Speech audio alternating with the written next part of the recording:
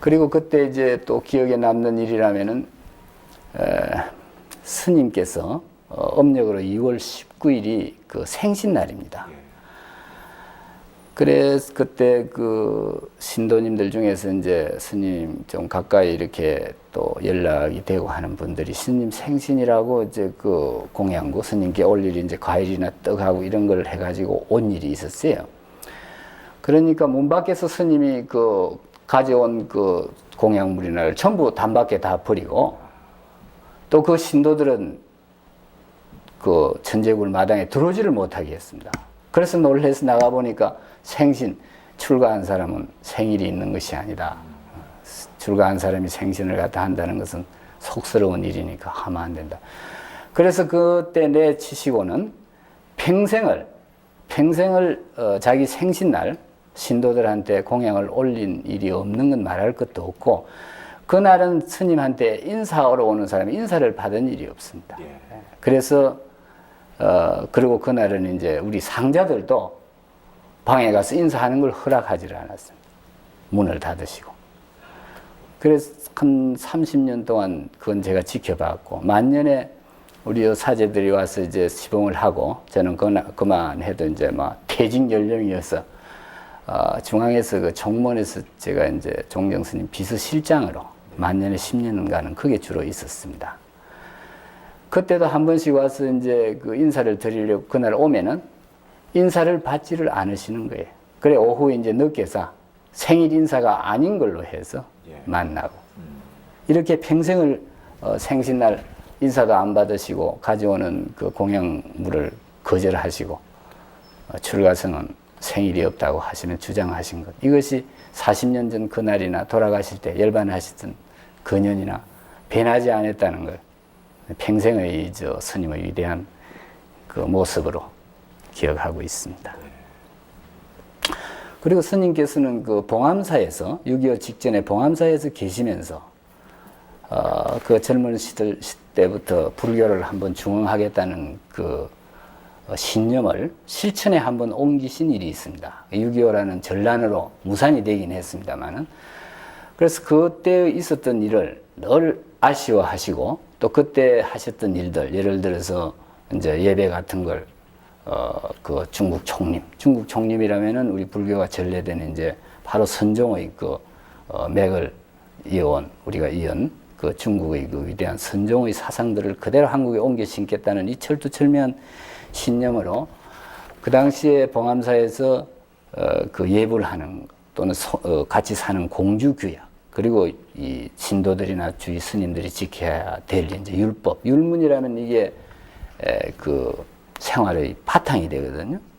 규율이니까. 그래서 이걸 갖다 지키려고 시도한 것.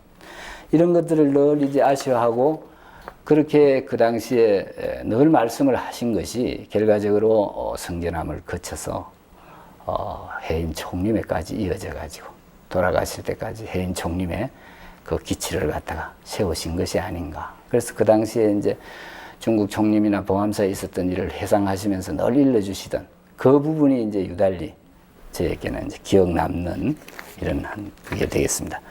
그리고 당시에 이제 일부에서 그 이승만 대통령이 그 당시에 이제 불교 성년은 독신이어야 하고 독신 성인만이 절을 지켜야 된다는 유시에 의해 가지고 불교 정화가 시작되었습니다. 그래서 이제 그 양쪽 편 정화를 하려는 사람 또는 이제 정화를 받아야 될 그 정화 대상자들 이 양쪽이 공히 스님을 갖다 해인사로 모시려고 같이 시도를 하고 찾아왔던 일들이 있습니다. 그래서 제가 그때 기억이 생생한데 그때 스님께서는 이 불교 정화는 수행단체의 정화는 내적으로 모든 이 그 수행을 쌓아서 내적인 정화가 되고 그렇게 해서 신심이 돈독해서 정화가 되어야지 밖으로 어떤 물리적으로 그 데몬스트레이션의 방법으로 해서는 안 된다. 이런 이제 말씀을 하시면서 원칙은 그 세워주시고 논리는 정립해 주면서도 행동으로 나가시는 일은 안 하셨어요. 그때는 정담 스님 같은 또 대월 스님이라고 계셨습니다. 선두에는 이런 분들에게 사양하시고 그 서울에 가지를 않으셨거든요. 그러시면서 스님은 이제 선종의 위상, 또 계율의 필요성, 포교의 중요성 이런 걸 늘 말씀하시면서 그 정화불서의 행동으로 서울에 가시지를 않으시고 그 길로 팔공산 성전암으로 자리를 옮기시게 된 겁니다. 이번엔 이제 그 유명한 그 성전암 시절에 대해서 여쭤뵙겠습니다. 네. 큰 스님의 그 성전암 시절은 참 그 널리 그 알려져 있습니다만은 무건도 하시고 장자부라도 하시면서 여러 가지 또 공부도 많이 하셨다고 이렇게 알려져 있지 않습니까? 네. 어떤 공부를 또 얼마나 하셨는지 그 부분을 좀 상세하게 말씀해 주시죠. 이제 그 부분에 대해서는 약간의 그 오해들이 주변에도 있고 해서 전에 MBC 기자님들인가 한테도 몇 번 제가 설명을 드리기도 했습니다만은 스님께서 천재구로의 생활을 마치시고 또 정화불사가 시작될 무렵 특히 해인사에서 이 시비의 당사자들 중에 당사자들끼리 한쪽에서도 상대방에서도 스님을 해인사 주지로 모시려고 하고 또 이제 정화를 시작하는 분도 모시려고 이래가 양쪽에서 스님을 해인사 주지로 모시겠다는 정갈이나 이제 사람들이 오고 해가지고 상당히 스님의 입장이 그때는 이제 좀 난처한 이런 이제 상황까지 되었었어요. 또 그뿐 아니라 스님께서 아까 말씀드린 대로 그 행동으로 정화를 한다는 것은 그건 불법에 맞지 않는 일이라고 이제 하시던 그 시기에 천재구를 떠나서 그 성전암에 가시겠다는 결정을 하신 겁니다. 그래서 성전암으로 말하면 팔공산 그 서편에 있는 그 파계사라는 고찰의 그 암자입니다. 근데 경북에서는 그 선산 도리사 다음으로 그 팔공산 성전암이 유명한 성지예요. 그래서 이제 그곳으로 옮기게 된 데는 그 당시에 그 파계사 조실로 계시는 한성 스님께서 연세가 많아 그때 뭐 일찍이 돌아가셨습니다만 그 어른이 연세는 한 20세 가까이 높으면서도 스님을 참 존경했습니다. 그래서 평생에 그 산중에 한번 이리 살도록 모시겠다는 이런 이제 간곡한 그 권고 요청도 있고 해서 팔공산으로 옮기신 거예요.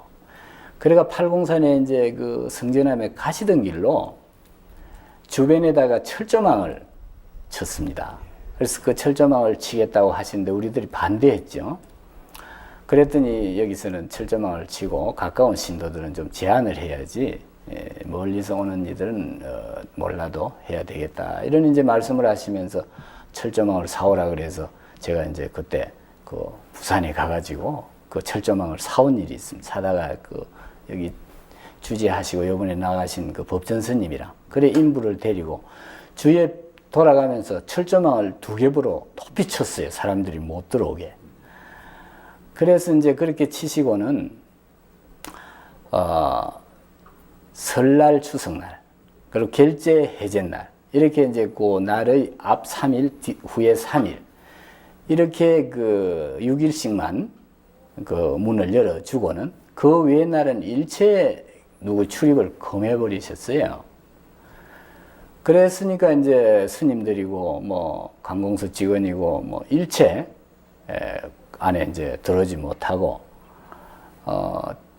그 저하고 이제 나중에 여기 와 있습니다만은 그 사제 둘이하고 3사람이서 다 이제 나이 어린 사람들이죠. 이렇게 매시고 지난 것이 55년도에서 65년도니까 만 10년을 거기서 지났습니다. 이러다 보니 주위에서 이제 거기서 철망을 치고 수행을 한 것이다, 정진을 한 것이다, 뭐 고행을 한 것이다, 뭐 이렇게 이제 또 절에서 쓰는 문자로 이제 보림을 한 것이다. 이런 이제 억측들을 많이 하고 또 그게 이제 그 신비스러운 의미를 부여하고 이러는데 이제 제가 모시고 온 저 입장이나 또 지금 그때 상황으로 봐서는 스님께서는 그 후에 이제 해인사나 조계종의 그 종정으로 지내시면서 종단의 중흥을 하시기 위한 그 준비 기간으로 예, 이렇게 그 시기를 지난 걸로 해석이 되어지면은 옳지 않겠는가. 그래서 그때 묵언을 뭐 별로 할 얘기가 없었으니까 뭐 묵언이라도 좋겠지만은 일부러 묵언을 한다든지 또는 특별한 수행 방법을 강구하고 이렇게 해서 그 시기를 보내신 것이 아닙니다.